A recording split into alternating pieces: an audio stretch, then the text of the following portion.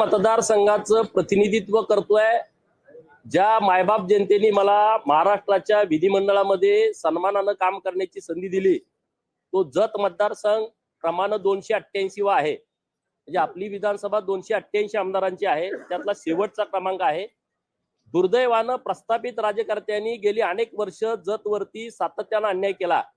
निसर्ग तर कायमचा कोपलेला आहे, निसर्गाने कायमचा अन्याय केला, परंतु ज्यांच्या हातामध्ये सत्ता होती, अनेक वर्षाची सत्ता होती, त्यांनी सुद्धा जतकडे दुर्लक्ष केलं, जाणीवपूर्वक अन्याय केला। जतच्या लोकांनी फक्त प्रस्थापितांच्या कारखान्यावरती ऊस तोडला पाहिजे अशा भूमिकेतून त्यांनी जतकडे लक्ष दिलं नाही।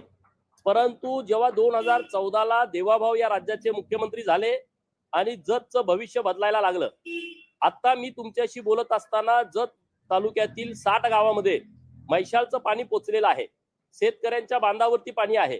राहिलेल्या 65 गावामध्ये 2026च्या जून मध्ये काही गावांना आणि 2027च्या जून मध्ये जत तालुक्यातील शेवटच्या गावातल्या शेवटच्या शेतकऱ्याच्या बांधावरती मैशाल योजनेचं पाणी जात आहे।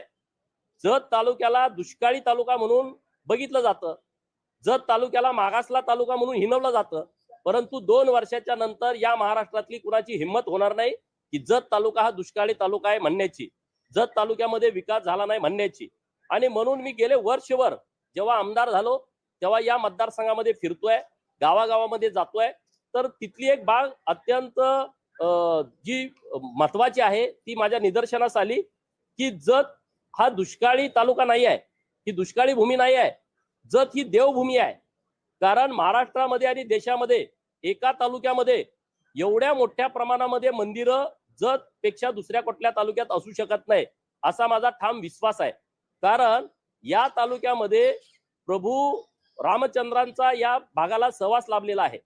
प्रभू रामचंद्र ज्या ज्या भागात जायचे तिथं तिथं महादेवाच्या लिंगावरती आडवे 3 रेषा ओढायचे आणि अशा खुणा आमच्या जत तालुक्यामधल्या मुचंडी गावामधल्या, सिद्धनाथ गावामधल्या, जतला लागून असणाऱ्या बॉर्डरवरच्या कर्नाटकातल्या रामतीर्थ आणि कोट्टलगी गावामध्ये जी महादेवाची लिंग आहेत तिथं या खुणा आढळत आहेत। म्हणजे प्रभू रामचंद्राचा सहवास या जत तालुक्याला लाभला होता। बकासुराचा वध पण जतमध्ये झालाय। भीमानी जो बकासुराचा वध केला तो जतमध्ये केलाय, याचं सगळं रेकॉर्ड आहे। तत्कालीन दक्षिण साताऱ्याचे जिल्हाधिकारी चिन्मळ गुंड नावाचे जे अधिकारी आहेत त्यांनी हे सगळं लिखाण करून ठेवलेलं आहे। त्यांनी याचं सगळं संशोधन घेतलंय। जे कलेक्टर होते दक्षिण साताऱ्याचे, आता आमचा सांगली जिल्हा आहे, पूर्वी तो दक्षिण साताऱ्यामध्ये होता, तर त्यांनी हे सगळं लिहून ठेवलेलं आहे। आणि बकासुराचा वध झाल्याच्या नंतर जेव्हा एखाद्या असुरी शक्तीचा पराभव व्हायचा तेव्हा आनंदानं एखादं मंदिराची स्थापना, एखाद्या महादेवाच्या लिंगाची स्थापना केली जायची आणि तेव्हा महाकाय भीमानी महाकाय लिंगाची स्थापना आमच्या जतमध्ये केली आहे की जे आज बंकेश्वराच्या नावानं ओळखलं जातं। असे अनेक संदर्भ आहेत। आता मी तुमचा जास्तीचा वेळ घेत नाही। देवभूमी घोषित करावी अशी भूमिका मी का घेतली? राज्याचे लोकप्रिय लाडके मुख्यमंत्री देवाभाऊंच्या हस्ते काल आम्ही एक कॉपी टेबल बुक प्रकाशित केलेला आहे। यामध्ये सर्व मंदिरं, त्यांच्या काय प्रथा आहेत, त्यांच्या काय परंपरा आहेत, पूजा पद्धती काय आहेत, याची सर्व माहिती या कॉपी टेबल बुक मध्ये दिलेली आहे। जवळपास 30च्या वर अशी मंदिर आहेत जिथं 1 लाखांपासून 10 लाख लोक दरवर्षी दर्शनासाठी येतात। तीर्थक्षेत्र ब मध्ये तुमचे जे सगळे निकष आहेत हे सगळे 36 ठिकाणं म्हणजे 6-7 असे आमचे मठ आहेत। 3 मंदिरांचा नजर चुकीनं उल्लेख आमचा राहिलाय, त्या गावकऱ्यांची मी माफी मागतो। बेळुणगीचं मलकार सिद्ध, मोठेवाडीचं मरगुबाईचं मंदिर आणि पांढरेवाडीचं मरगुबाईचं मंदिर, ह्या 3 मंदिराचा समावेश यात होणं बाकी आहे। परंतु मी सर्व तालुक्याचा अभ्यास केला। तुम्ही तुमच्या तालुक्यात जरी नजर टाकली 1, 2, 3, 4 पर्यंत अशी मंदिर आहेत की जी कुणाची तर कुलदैवत आहे, कुणाची तर कुलदेवी आहे आणि लाखो लोक तिथं दरवर्षी येतात। माझ्या विधानसभा मतदारसंघामध्ये महाराष्ट्र, कर्नाटक, तेलंगणा आणि गोवा या राज्यातले भाविक हे पूर्वीपासून येत आहेत। त्याला हजारो वर्षाची परंपरा आहे आणि म्हणून मी राज्य सरकारकडे अशी भूमिका घेतली की राज्य सरकारनं जत या तालुक्याला देवभूमी जत अधिकृतपणे घोषित करावं अशी लक्षवेधी माझी सभागृहात चर्चेला आली। या चर्चेमध्ये अत्यंत सकारात्मक उत्तर राज्याचे ग्रामविकास खात्याचे मंत्री माननीय जयकुमार गोरे भाऊ यांनी दिलेले आहे आणि त्यांनी असं सांगितलं की असा प्रस्ताव पहिल्यांदाच सरकारच्या समोर येतोय. असं सरकारकडे कुठलं धोरण नाही, परंतु असं धोरण करण्याच्या दृष्टिकोनातून माननीय देवाभाऊंच्या नेतृत्वामध्ये आम्ही सकारात्मक आहोत आणि अशा पद्धतीचं आम्ही नक्की धोरण करू. तीर्थक्षेत्र ब मध्ये राज्य सरकारनं 2 महिन्यापूर्वी 7 मंदिरांना तीर्थक्षेत्र ब चा दर्जा दिलाय. तत्पूर्वी 2 मंदिरांना तीर्थक्षेत्र ब चा दर्जा देऊन 5-5 कोटी रुपयाचा निधी दिलेला आहे. म्हणजे 9 तीर्थक्षेत्र ब मंदिरं आता जत मध्ये राज्य सरकारनं घोषित केलेले आहेत. म्हणजे 9-5 45 कोटी रुपये यातून आम्हाला मिळू शकतात. परंतु माझी विनंती सरकारकडे अशी केली मी की बाबा एवढ्यानं होणं नाही, कारण संख्या जास्त आहे. संख्येची यादी तुम्ही बघितली तर ती 36च्या वर जाते. 3 मंदिरं अजून यामध्ये घेतलेली नाहीत, नजर चुकीनं राहिलेली आहे. तर याच्यासाठी राज्य सरकारने एक एकत्रित विकास आराखडा तयार करावा. राज्य शिखर समितीच्या समोर तो आणावा. राज्य सरकारनं त्याला निधी द्यावा आणि जर समजा इथं काही प्रमाणात निधी दिला आणि काही प्रमाणात निधी देणं शक्य नसेल तर तो एकत्रित आराखडा राज्य सरकारनं केंद्र सरकारकडे पाठवावा, अशी मागणी मी सभागृहात केली आहे.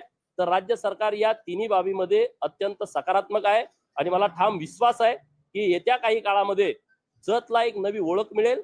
देवभूमी जत अधिकृतपणे राज्य सरकारकडून घोषित केली जाईल.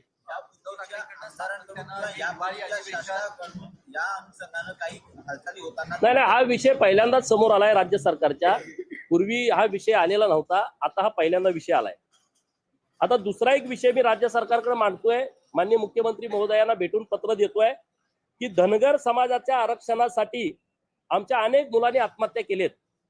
त्यामध्ये गोपीनाथ दांगोडे, योगेश चौरे, ज्ञानदेव कोल्हे, रमेश फुले, बिरुदेव खर्जे, योगेश कारके, परमेश्वर घोंगडे, रामेश्वर आमले, रामराव डोके, बाबासाहेब माने, गोरख नवरडे, आणखी काय असतील. या मुलांनी आत्महत्या केल्या धनगर आरक्षणासाठी.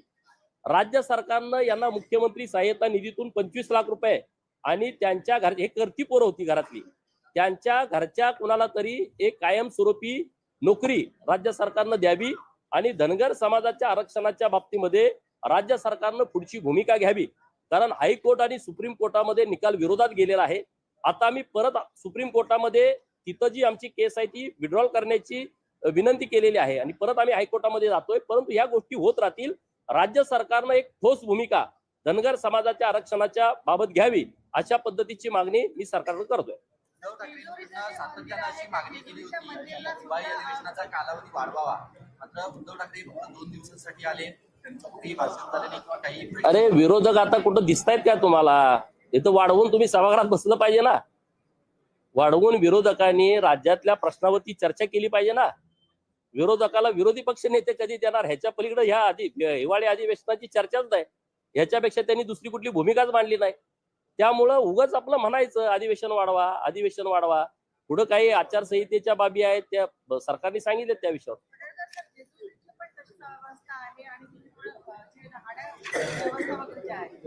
जेजुरी देवस्थान हे महाराष्ट्रातील 18 पगड जातीचं, 12 बलुतेदारांचं, भटक्या विमुक्तांचं आराध्य दैवत आहे. मायनर ओबीसी गरीब मराठा समाजाचं कुलदैवत आहे. ज्याच्या कपाळावरती भंडारा आहे त्याचा देव जेजुरीचा खंडोबा आहे. आणि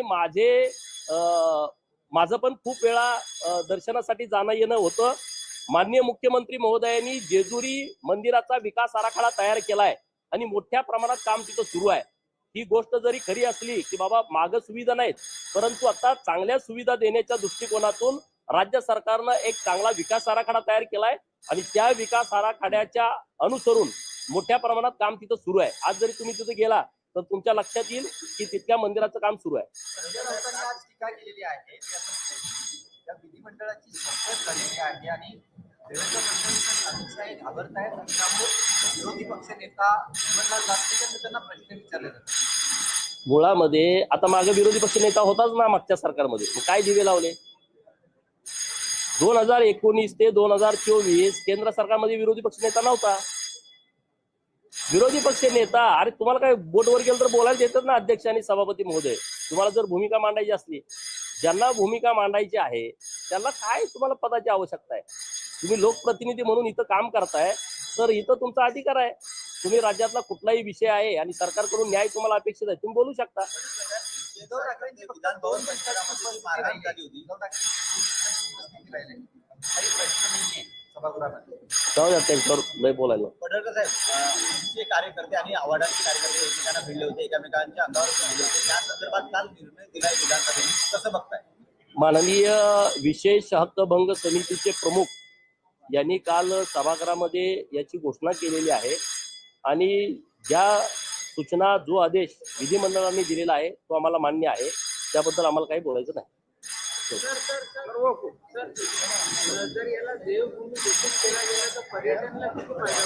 हे बघा, तुम्ही आता विचार करा, युनेस्कोच्या यादीमध्ये आपले किल्ले आले, अजून तिथं निधी द्यायचा आहे, तरी इतक्या मोठ्या प्रमाणामध्ये तिथं लोकांची ये जा सुरू झाली आहे. देवभूमी घोषित केल्याच्या नंतर आता जर 1 लाख येत असतील तर 2 लाख येतील, जिथं 10 लाख लोक येतात तिथं 20 लाख येतील. कारण त्यासाठी शेवटी राज्य सरकारची राजमान्यता मिळाल्याच्या नंतर तो विषय पूर्णपणे वेगळा होऊन जातो आणि म्हणून अशी मागणी मी सरकारकडे करतो.